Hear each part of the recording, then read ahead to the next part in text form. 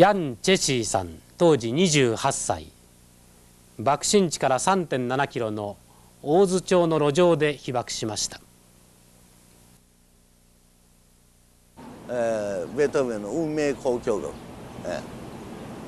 これは私はなぜ好きなかと言いますと、戦前から好きだったんですが、特に被爆後多くの人たちが運命の中でどういうふうにさまよっているか、自分自身も含めてね、これから先どうなっていくだろ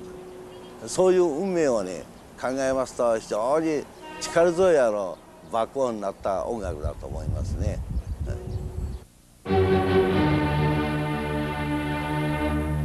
若い頃からクラシックファンだったヤンさんは、戦後闇市で蓄音機とレコードを見つけ、音楽で心の傷を癒し、暮らしを立てることにしました。昭和21年には原爆詩人峠さんちらが好んで通った音楽喫茶ムシカを開店。被爆後瓦礫の町と化した広島で、店内に流れるクラシック音楽は多くの人々の心を捉え和ませたといいます。事務所の前で、ち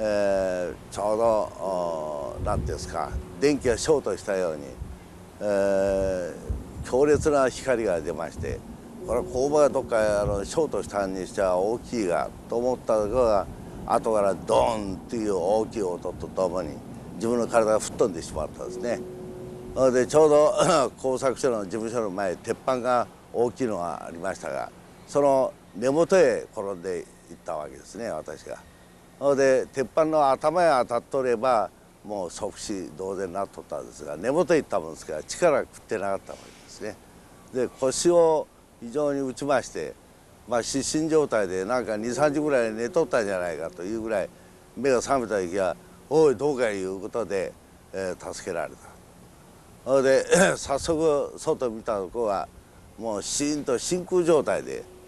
人間も何も姿見えないかったですね。でものの4、5分経ったらぞろぞろ人が流れて上の方からやってきましてね、ちょうどこう手を広げてですね、この着物のボロボロがぶら下がったようになっとった。よう見るとそれ皮膚ですね。皮膚がただれてとにかく行列になってどんどん逃げてきよったんですね。で走る者もおらないし、ただ歩くだけですね。でそれ見てこれは大変だと、なんか市内に特殊爆弾が落とされたんじゃないかと、こういうことで私はとりあえず自転車乗って、それで相生橋向いて、相生橋じゃない三幸橋向いて、走っていったわけですね。乗ることもできなかったんですよ、暑くて。それで周りがどんどん火がつきましてね、それで途中で用水池服を脱ぎましてね、水つけて頭からかぶって、それで三幸橋の橋へ見ましたとこは向こうの、ですから西側の方へ人がたぶろいでおりましたよ。それで私はその人道を通って行きましてね、行きましたらちょうど交番の前でしたが、たくさん髪を乱した人たちが、男女とも見分けのつかないような人たちがたぶろいで、もういろんなこのうめきもあったし、中には学生あたりは校歌を歌って「米英打ちてしやまぬ」というようなその声を出しながら肩組んで、その健康な学生もおりましたが、大半はもう傷ついて、たぶろいで何してやわからない。交番の中を覗いたら交番の巡査もおらないし、そういうことで私はそこから歩いて千田町の土手を、広大の土手を歩いていきまして、自転車は唯一の交通器具ですから、それを下げて、で川を渡っていきまして、で吉島の方へ向いていきまして、で吉島の空港の前を通って、それで今度は江場の方へ川を渡ってきました。川へ死体がルイルイと流れてきましてね、手足にまつろいできたんですね。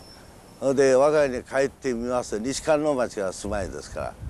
帰ってみますと建物がこう倒れてるんですね。火はついてなかったです。それで家族を探したけど、周りにどこも誰も人もおらないし、では町内会長の人を訪ねていこう思って行ってきましたが、町内会長すでに疎開先行ったと見えない。それで家帰ってみるともうすでに火が類焼してまして火がついておりました。私の大好きな宝の一つであるレコード、それから電池はもう火がついて燃えておりました。それで出すこともできないし、もう腰が痛いもんですから自分の体を支えて歩くのがやっとでした。それからもうやむなく通行に聞いてみると、ここの地区の疎開地は、自己前だから自己前の方行きなさいということで歩いて、恋の道を通りまして自己前まで歩いて行ったんでありますが、そこじゃもう毛ガニがもうお寺いっぱいおりまして、それで探したんですが誰が誰やらわからんし、灯籠にしまして、それで帰り寄ったら親戚の者が家内の親戚の者とばったり会いまして、南高知村へ廿日市の南高知村へ疎開しとると、こういうことで南高知村の方へ、歩いて行ったわけです。ちょうど帰った頃には5時頃でした、夕方。それで家内も会いましたが、家内も体中ガラスが入んできて、それで長男も頭からもう血だらけで、それでもう弱っておりましてね、それでやむなくもうそのまま何も食わないで寝込んだわけですね。息子さんに会われた時にはどんなお気持ちになりましたか？いやー助かってよかったなと。まあしかしこの治療をささねえけんがどこ行ったらいいだろうかと。介護の治療班でも連れて行こうか言おったんですが、その行く気力がないわけですね。その後はどういうふうにされたんですか？まああそこで配給を受けてね、特売を受けて、そうしてまあ食べるだけですね。で血便がもう約1ヶ月ぐらい出ましたね。下痢が出まして、それで頭の方も髪がぼちぼち抜けましてきれいに抜けましたね。ある程度体がまあどうにか戻った風で、親父のその死体を探しにね、おそらく亡くなっておると。ここへ来とらんいうことはもう親父は亡くなっておるということで死体探しに市内へ毎日出たんです。それで、原爆落ちたあくる日です。ここへ来ましてね、綾橋歩いて西の方からずっと歩いてきまして、それでこう来たんです。来た時に人がこう溜まっておりましてね、警防団の元気なおっさん連中が飛び口までこうぐるーっと囲っておりました。何度も覗いてみると米兵をその足をロープでくくってマスルゲ逆さに吊る下げてですね、3人ぐらいおったと思いますが、2人だったかな、2人だったと思いますね。それで吊る下げておりまして、目の前で飛び口でこう何回も脅かしおったんですが、しまいにはついたですね、頭。それで頭から血がパーッと噴水のように出ましてね、それみたいが驚きというよりか、この野郎親父を殺し、妹を殺し、あるいは親戚の者を何人か殺したアメリカだから言うんで、私も一瞬持って投げつけようとしたんですけど、何さん目の前その生きた人間を殺すいうことは非常に自分の両親にできなかったですね。ちょうどどの辺りですか？ちょうどこの辺のあたりですね。松の木があったんですね。約松の木がね3メートルぐらいの高さの松の木、もう弱いし松の木でした。それで電車がこうで、私がそこ出た時はですね、電車がそこで止まっておりましたよ。橋の上へね、橋の上で止まっておりましたが、中覗いてみると目をパッと上げたままつるか持ったままで死んどったんですね。それでこの右手の方の土手筋でですね、ちょうどこうエビを湯がいたように、もう子供たちがこのずらーっとこう皮を向けて寝とったんですね。寝とったよりか伏せて皮を見とったんですね。目を開けて真っ赤に体に焼けただれて、もちろんこれは死んでおるわけですね。これは凄惨でしたね。本当見るからにかわいそうでね、まあ誰もそれをどうしようもなかったでしょうね。それからどちらの方に行かれたんですか？これからその元安橋を渡って、で天神町を向いて中島の方を向けて行ったんですね。その時ルリたるこの屍がありまして、特に印象に残ってるのはお稲荷さんか展示さんか知りませんが右側にありまして、こんもりした森があって、その入り口に用水池が畳1畳ぐらいの用水池が2つ3つあるんですが、それ人間がどんどんこう吐いたんでしょうね、暑いから。バラの花をこう咲かしたように足を突っ込んだままで体全部外に垂れとったんですね。皆目を開けたままで相当暑かったんじゃないですか。生き地獄ですね。それを見ながら県庁の歩いていったんですが、あの辺のいわゆる住宅、大きい住宅の塀はこの学生たちが建物疎開でだいぶ来とったらしいですね。それがまだ息が絶えないで、塀を片で持ちながら盛んに何かの石かなんかで自分の住所と名前を書こうとしとったような学生もおりましたね。お父さんは大体何日間ぐらい探し回られたんですか？ちょうど原爆落ちる何日か前から原則で会社休んどったんですね。で原爆落ちる朝出勤するということで、母親となんか口争いしとったのは聞いとるんです。でその時に、母が言うのに、ボタンを一つ色のついたボタンをつけたということで予約をしたと。だからおそらくボタンがお父さんの認証する証拠じゃないかということを言っておりましたよ。で市内あれだけ探しても全然生きとるとも負傷しとるとも死んだともわからんわけですから、約会社がなんか教育材料を倉庫へたくさん積み上げとったので1ヶ月ぐらい燃えまして、その後鎮火しまして、その鎮火した後に死体が3体ほどあったんですね。でそれを真裏に妹が住んでおりまして、その妹が通報がありまして、来てみてくれと、多分これはお父さんじゃないかと思うと。だけど3人おるから背丈とかいろんなものを見てお父さんがどうか確かめてくれと言うんで、母親がと私らが兄弟を連れて行きましたところが、ちょうど仰向けになって白骨になっておりましたが、くしくも色のついたボタンが胸一つありましたし、それから虫歯が一本もないんですよ、親父はね。それで歯見ましたが全部虫歯なかったですね。それから背丈が非常に私とは違いまして低いわけですね。だから背丈が低かったと。大体これが親父だろうということで骨を拾って帰ったわけですね。お父さんのお骨を前にされた時ってのはどう思われましたか？とにかく涙が止めようもなくて出ましたね。全家族はもう何日も骨を前にしてね泣いたですね。あの時朝出勤しなかったらよかったんじゃないかと、喘息しとっても生きとればよかったんじゃないか、こういう嘆きの声がもう何日も続きましたね。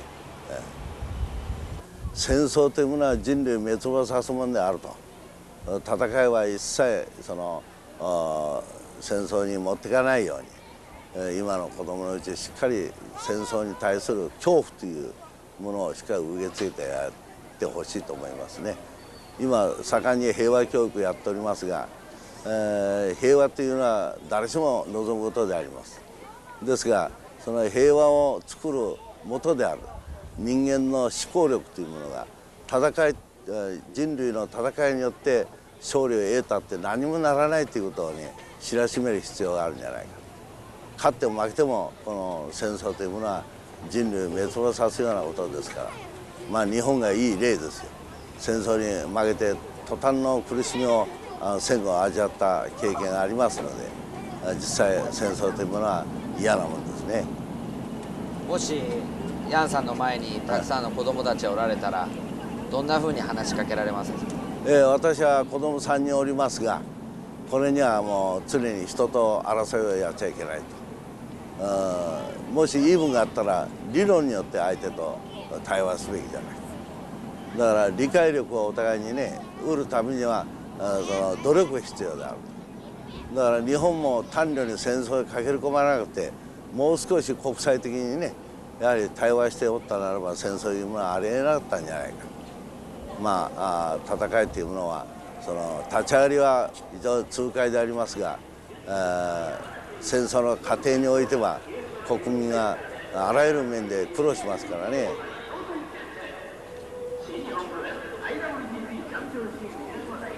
まあ原爆の悲惨さはもう言葉じゃね文字で表せにくいもうショックですね。そのショックはねそれはどういう文章に書いても言葉に表してもですねその現状臨場をですね表現することは非常に難しいんじゃないですか。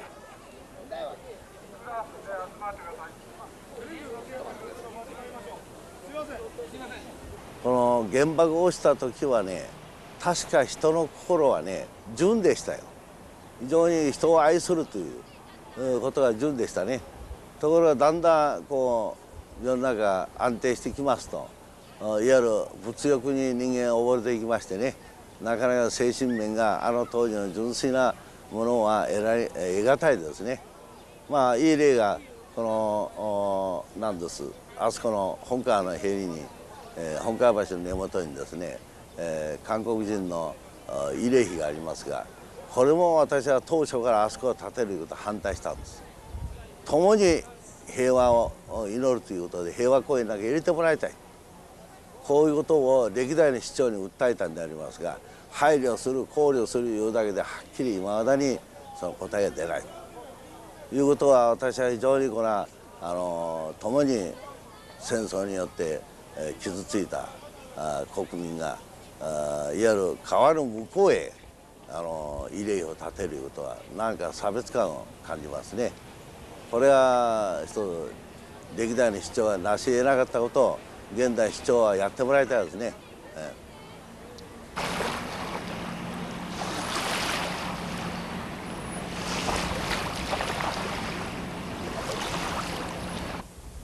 おそらく私と同じように、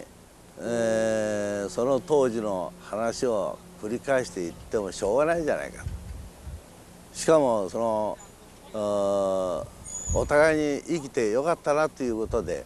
その間の苦悩というものはお互いにこう体験したことでありますからあえてそういう語りをしようという考えはないですね。それよりか意思をね平和というものは何であるかいうことをやはり各人がはっきり意識を持つことです、ね。人に呼びかける前にまず自分が平和でなくちゃいけない。まず家庭が平和でなくちゃいけない。それ自分にまつわる家族が平和でなくちゃいけない。それからその社会が平和でなくちゃいけない。そうするためにはやはり人間生活の安定が第一です。だから私は泣くよりか叫べとこういう声を常に持っております。今の体の調子はどうですか？まあ弱気で言いますとね時たま腰がうずく場合がありますが何こんなものを負けてたまるかという自分に対して鞭を与えるような気分で、元気にやっております。